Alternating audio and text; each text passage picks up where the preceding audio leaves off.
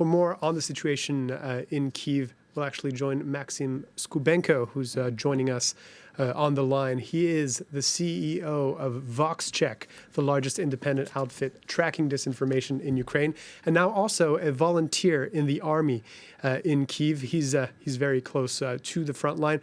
Maksym Skubenko, thanks for joining us. You're close to this forefront of this conflict and participating in the defense of the capital.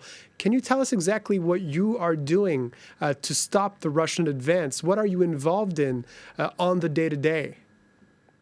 Yes, thank you. But first of all, a little remark about, I heard what the previous speaker was talking about, and about Obolon and airstrike of Russian forces, the rocket launch, which fire in Obolon, where peaceful citizens, are living. So that was not a missile, because our air defense wiped the rocket Russia launched, and it was just scraps of this rocket. So there was no strike into Obolon massive.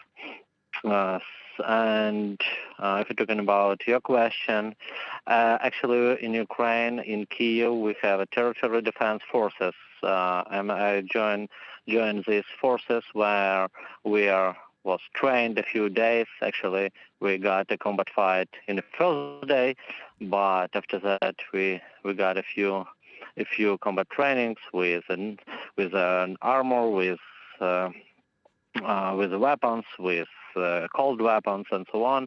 And now me and 30 other people from the territorial defense unit, our territorial defense unit, are almost in the front line near Irpin. It's Kyiv Oblast. It's a city that Russia almost destroyed, and where Russia killed thousands of peaceful citizens. Now we are defending this line, and actually I think it can be really loud words, but I think in the next few days we will go to the counterattack on this position, and I hope we will win. So yeah, optimistic words there from Maksym Skubenko about being able to reverse the tide of this invasion within a matter of days. At the same time, you're actually continuing your work before you joined as a volunteer, your work fighting disinformation about the war through your website, VoxCheck, fighting on two fronts, so to speak. Can you tell us what kind of challenge this represents, this digital war, in a way, this war of information? It's a very different beast than what you're involved in on the day-to-day and on the ground there in Ukraine. Yeah, I think everyone knows the word fact check, and a little fact check for your words, because I'm a CEO of Vox Ukraine. It's an analytical organization. I was previously a project manager of VoxCheck, which is a part of Vox Ukraine fact-checking project, a part of analytical center. Now I'm a CEO of whole analytical center. And actually we start preparing to fight against disinformation. I think from 2015.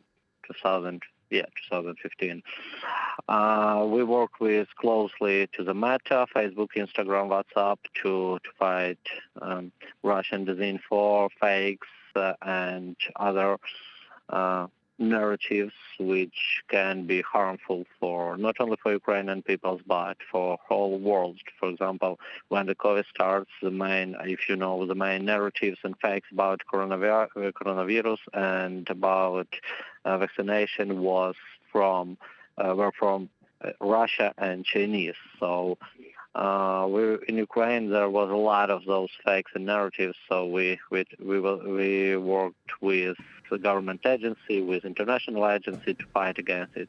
And now when the war starts, open war, I mean, because war with Russia is continuous from 2014 actually.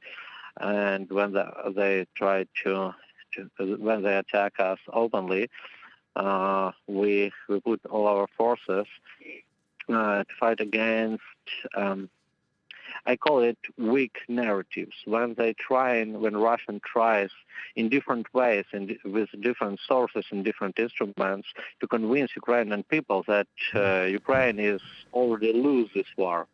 And I think 60 or 70% of all our efforts right now is about these narratives, and about 30% is about some fakes and disinformation from not only from Russia but from Russia allies too, which try to convince all over the world that Ukraine is not worth to fight for it, that Ukraine is that Ukraine is a failed state. I think everyone knows these words, but it's false.